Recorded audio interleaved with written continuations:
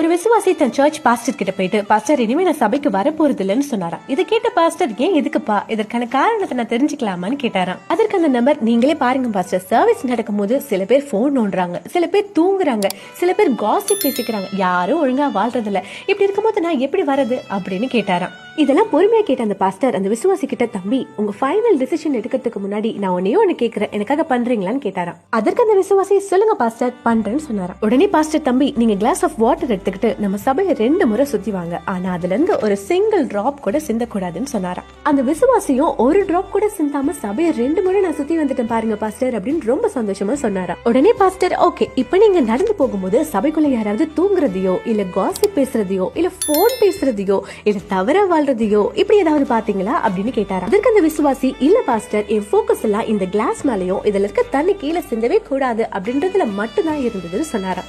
இதுல இருந்து அந்த பாஸ்டர் என்ன சொல்ல வராருன்னு உங்களுக்கே புரியும்னு நினைக்கிறேன். இப்ப நீங்க சொல்லுங்க, உங்க போக்கஸ் யார் மேல இருக்கு? மற்றவர்கள் பண்ற குறைகள் மேல இருக்கா இல்ல ஆண்டவர் மேல இருக்கா?